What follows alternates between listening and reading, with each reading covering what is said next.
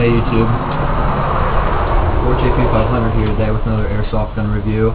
I have here today with me the AirsoftGI Custom G98 sniper rifle. It weighs about 10 pounds, unloaded without the bipod. It has, AirsoftGI basically took a stock UTG MK96 L96 sniper rifle and they put in an upgraded spring and a 6.01 millimeter tight bore in their barrel, a upgraded piston, and made in the USA a heat treated sear set, which basically put this gun from shooting I believe, actually the original UTG MK96 I believe shoots 460 feet per second with .2, but this gun shoots 550 with .20 gram BBs, which is phenomenal, especially with the extremely long and tight bore barrel. It shoots well over 200 feet accurately, and at that distance the target can feel the hit pretty easily. I was shot with it, I believe, 2 days ago by one of my friends, and you can easily feel the hit at 200 feet, which is well over 2 times the distance of a normal AEG. I mean, anybody that has an M4 or MP5 or whatever, I mean, this is easily going to outshoot that accurately. I'd recommend using .3 gram BBs or higher. I have .36s in the mail right now coming. And if you use anything lighter than that, I actually have .28s right here, just what I have left over, and even those are shooting a little too fast for it.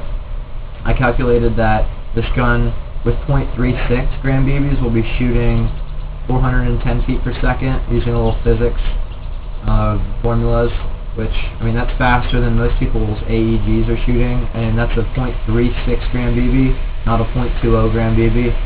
And that's basically insane. So I'm going to go ahead and talk about some of the features of the gun. The most obvious is this bipod that came with. You have screws right, you turn this clockwise and it pops down, and then you turn it counterclockwise to lock it. Both of them are like that. If I can get it to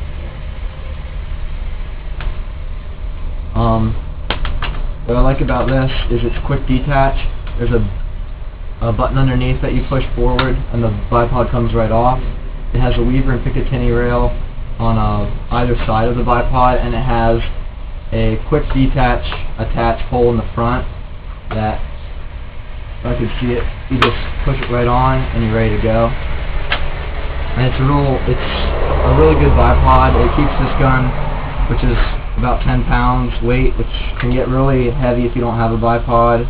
Sitting in a prone position with this really tires out your non-trigger hand, because you got to hold it up with the bipod. It just makes it terrific. Also, this gun has ambidextrous swing mount right here in the back and on this side, right there. I would really recommend using the sling it came with. I haven't had any problems with it, and it's really heavy to just carry around. It has a rail on the top. I put on a real steel 4X, 1X by 4X, or 1X to 4X by, I believe, 24 millimeters, which is fine for this gun. I ordered a 6X scope by 40X, or a 6X by 40 millimeter red to green illuminated scope, which is in the mail with my BBs, which I hope comes in time, but I will put that on. But for right now I just have this, which shoots fine with it. It has the windage and elevation turrets, easily accessible. There's no dust cover or anything, you just do it right in the field. I got the OD finish, which is a green finish, which I'm sure you've seen by now, but I put on some more of my camo form, woodland camo form by McNett, which is a gun wrap that I put on, which disguises the rifle and protects against like weather damage. adjust the bleed.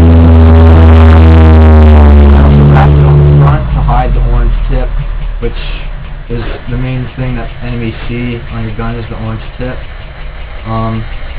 I also put some around the trigger guard and the pistol grip, or the thumb hole grip, because although this gun is built really well, solid, there are seams present on it, and when you grab the gun, you'll notice the top of your thumb knuckle will hit one of the seams when you grab it, and that can be a little uncomfortable, so I put some on, and now it's a nice tight grip there.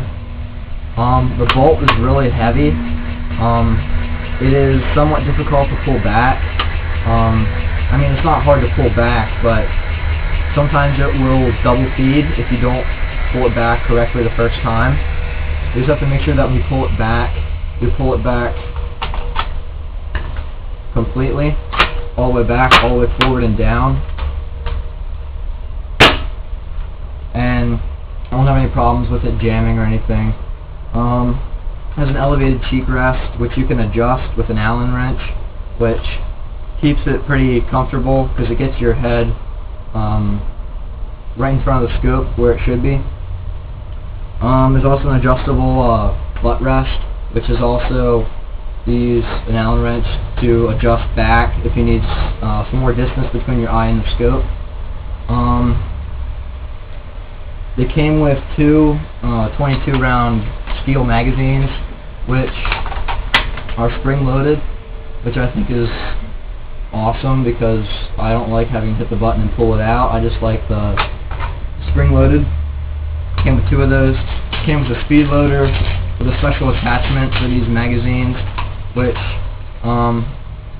you have to, it's different from loading any other magazine. You can't just put the speed loader up against it. You kind of have to like get your fingers like right along the front and back of it and put it in, because my adapter doesn't work really that well with the speed loader, but it's not that big of a deal.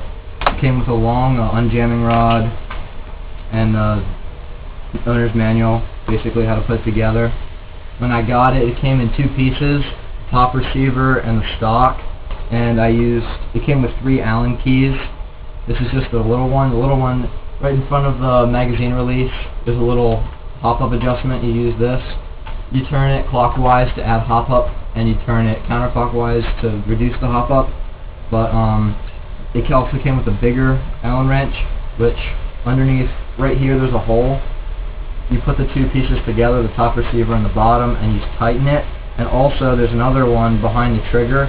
I put some camoform over it, some camouflage wrap, so you can't see the hole. But there is also another screw in there that you need to get. Nice thing about these are the gun didn't come with separate screws that you put in. They're actually integral. They're built into the gun, so you can't lose them. There's been people that complain that they can't find the screw, but I can assure you that it's there. You just have to put the Allen wrench in right and screw it in. That's basically all there is for the external features. There is a double trigger. You press the first trigger, and then you can press the second trigger. The safety is on the right-hand side. You push back for safety, forward for fire. There's a little red indicator that it's on fire. Altogether, I mean, the gun shoots 550, like I said. It's just an amazing power. I mean, it outshoots any gun I've ever seen. And it's amazingly accurate as long as you use heavy ammunition. I believe that's all I have to say about it. I mean, the OD finish is just terrific. I mean, it just feels so big. I mean, my other sniper rifle that I have, the Double Eagle M50, I believe I gave that a 5 out of 5 for a sniper rifle, but I mean, that's before I ever picked this one up or shot this one. And this one easily outshoots that one. I mean, that one's lightweight, kind of, for reconnaissance maybe. I mean, this thing is just, like, I mean, this can be for reconnaissance too, but, I mean, it's just its own, like, caliber of a gun. I mean, you can always, it was $259.99 on AirsoftGI. They upgraded it for me. I didn't have to do anything like that, which was really nice, and they shipped it. But this gun is just, like, you could always spend easily $1,000 on a really good sniper rifle that has its trademarks on it, and it's licensed by SOCOM Gear, or the Intervention, the Tri-Tech Intervention. I mean, you can spend $1,000 on that if you like, but, I mean, I just wanted the best sniper I could get for a reasonable price, and, I mean, this just has everything I could want. I mean, it just shoots so strong, it's so accurate, nothing more you can really want. It's built well, the internals can withstand the upgraded spring. I can't wait till my new scope comes and my ammunition so I can play in a couple days. I'm going to go ahead and do a shooting test.